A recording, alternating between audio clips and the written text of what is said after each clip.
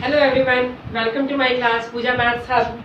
Students, आज हम करेंगे क्लास 12 का चैप्टर 4 डिटरमिनेंट की एक्सरसाइज 4.2 का question number 11।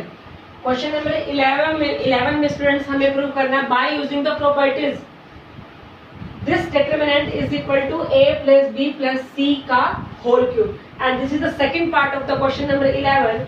First of all, we will do question number 11, first part of question number 11, which is this determinant is given and we have to prove a plus b plus c का whole cube। मैंने आपको पहले ही बताया था, अगर हमारे पास right hand side जो होती है वो हमारा आंसर होता है, हमें इसी को देख के उसके अकॉर्डिंग ये ऑपरेशन लगानी होती है। हमने राइट हैंड साइड में देखा है कि हमारे पास क्या है, a plus b plus c का whole cube means a plus B plus C 3 बार कॉमन आएगा बाहर। इसका मतलब क्या है कि पहले तो हम एक बार की बात करते हैं कि हमें एक बार a plus B plus C बार कॉमन कैसे लाना है। कॉमन लाने के लिए मैंने को पहले ही बताया था, किसी एक रो या किसी एक कॉलम के सभी एलिमेंट क्या होने चाहिए, a प्लस बी प्लस सी। तो हमारा पहला मोटिव यही होता है कि हम कैसे एक रो या किसी एक कॉलम के सभी एलिमेंट क्या लेके आए, a plus B plus C.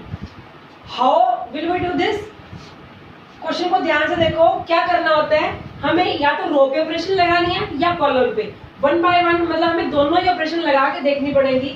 Students ध्यान से देखना, अगर हम इसको इसको और इसको ऐसे ऑपरेशन लगाते हैं, प्लस करो या माइनस करो, तो a में अगर हम 2a प्लस करें तो हमारे पास 3a बनता है, जबकि हमारे पास यहाँ पर 3a नहीं है। इसका मतलब कॉलम की ऑपरेशन कैंसिल। अब हम लगाते हैं रो के ऊपर operation.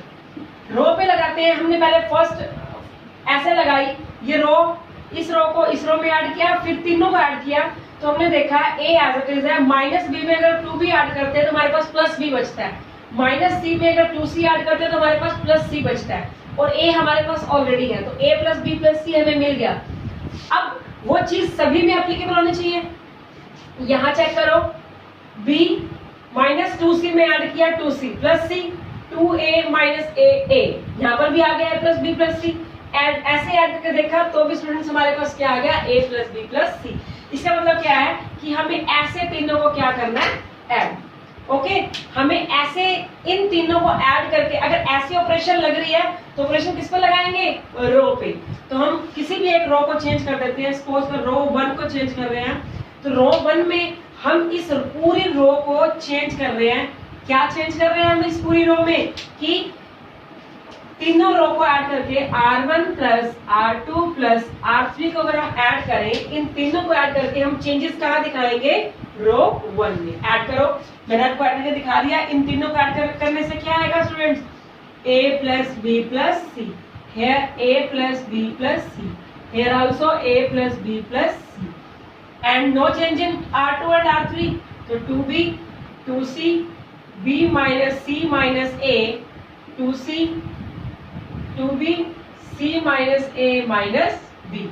Now taking common a plus b plus c from R1, now taking common a plus b plus c from R1, R1 से कॉमन ले लो, क्या आएगा, a plus b plus c, 1 1 1, and 2b 2c b minus c minus a 2c 2b c minus a minus b।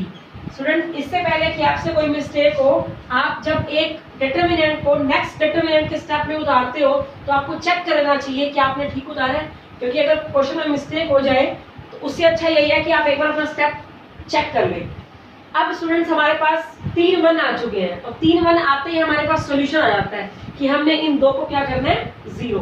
अब इसमें से ये minus और इसमें से ये माइनस, तो क्या ऑपरेशन लगेगी students, C2 going to C2 minus C3, इसमें से ये 1, और C1 going to C1 minus C2। पहले क्या किया, C1 में से C2 माइनस किया, फिर C2 में क्या किया, C2 में से C3 माइनस किया।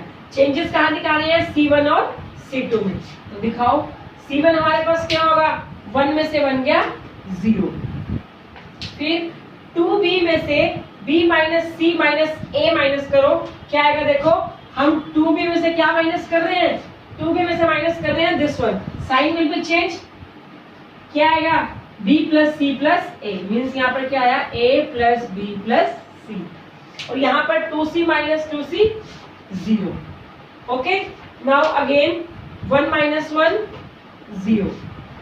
यहाँ पर स्टूडेंट इसको इसमें से माइनस करो, b माइनस सी माइनस ए में से माइनस करो, देखो b माइनस सी माइनस ए में से हमने क्या माइनस किया 2b, b में से माइनस b माइनस हुआ तो माइनस b माइनस सी माइनस ए, माइनस कॉमन लेंगे तो क्या आएगा a प्लस बी प्लस सी, तो यहाँ पे माइनस कॉमन लेके a plus B plus C, और हमारे पास अब 2c में से ये माइनस करो तो हमारे पास क्या आ जाएगा a प्लस बी प्लस सी, तो हमारे पास इधर क्या आया 1 2b and c minus a minus b, c minus a minus b.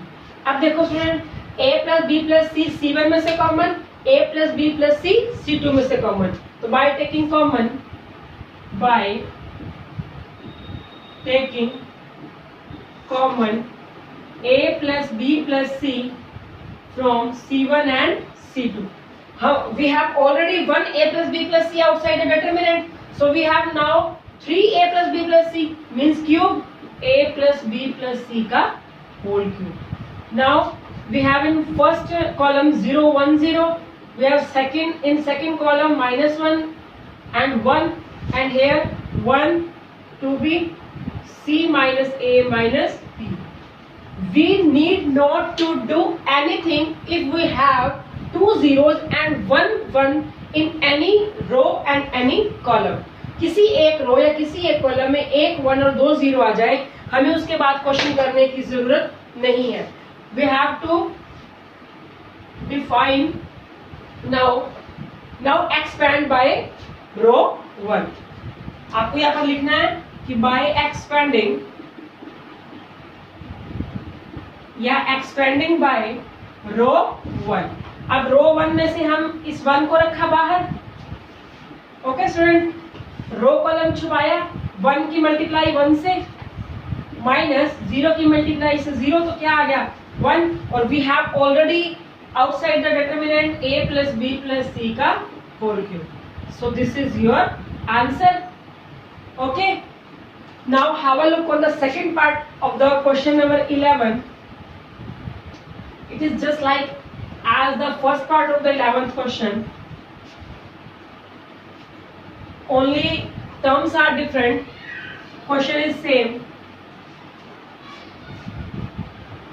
देखो इसमें क्या है हमारे पास, राइट हैंड साइड में हमें गिवन है 2x plus Y plus Z. अब हमें फिर से x plus Y plus Z लाना है, तो हम कैसे लाएंगे, हमने रो को ऐड करके देखा, कॉलम को ऐड करके देखा.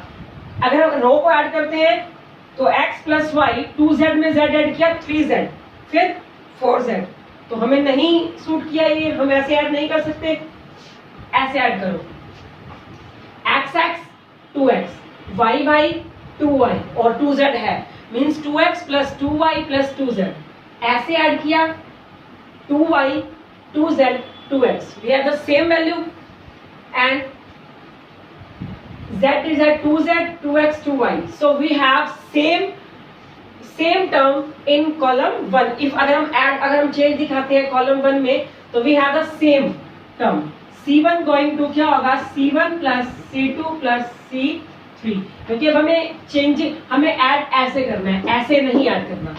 ऐसे ऐड करेंगे, c1 में चेंज दिखाओ, इन तीनों को ऐड करो, क्या आएगा 2x plus 2y plus 2z, again 2x plus 2y plus 2z, and again 2x plus 2y plus 2z, and here x y plus z plus 2x and x and y z plus x plus 2y. Now by taking common 2x plus 2y plus 2z from c1, common from c1, तो 2 अगर हम common ले लें तो क्या आएगा x plus Y plus z and 1 1 1 and x y plus z plus 2x and x and y z plus x plus 2y। Okay, अब हमारे पास क्या आ गया, 3 1 आ गए। 3 1 आते ही हमने क्या करने हैं, 2 को 0। अब r1 going to r1 minus r2 and r2 going to r2 minus r3। Okay, अब हमने माइनस ऐसे करना है, 1 में से बन गया 0 एंड x में से माइनस करो y plus z plus 2x। देखो x में से क्या माइनस करना है, बाहर माइनस है, साइन विल बी चेंज, तो क्या आएगा minus x minus y minus z. Minus common लेके क्या हो जाएगा, माइनस कॉमन लेके x plus Y plus z, और यहाँ पर y minus y 0 and next term y minus y 0 and here y plus z plus 2x में से x माइनस किया तो x plus Y plus z and here it is y में से minus करो, सेम थिंग y में से अगर आप माइनस करोगे तो क्या आएगा, minus x minus y minus z, फिर से माइनस कॉमन लेके x plus Y plus z, और यहाँ पर 1 x z plus x plus 2y। Again by taking common x plus Y plus z from r1 and r2, from r1 and r2 we have 1 x plus y plus z outside the determinant. Now we have now 3 x plus y plus z, क्योंकि एक यहाँ से आया r1 से और एक r2 से, एक ऑलरेडी है, तो क्या आएगा x plus Y plus z plus इसका होल क्यूब, बचा क्या 0 0 1 minus 1 0 and 1 minus 1 and x z plus x plus 2y। Now expanding by column 1, row column छिपाया, माइनस 1 माइनस 1 1 माइनस 0, तो इसकी मल्टीप्लाई इससे करो तो क्या आ जाएगा 2x plus Y plus z और उसका whole cube. So this is your right hand side. Okay students, I think दोनों क्वेश्चन सेम थे, दोनों में आपको कोई प्रॉब्लम नहीं आएगी, आप आराम से घर बैठ के करो, और आप हर वीडियो पे कमेंट जरूर किया करें, और अगर आपको कोई प्रॉब्लम होती है तो आप कमेंट बॉक्स में डाल सकते हैं अपनी problems. Thank you so much.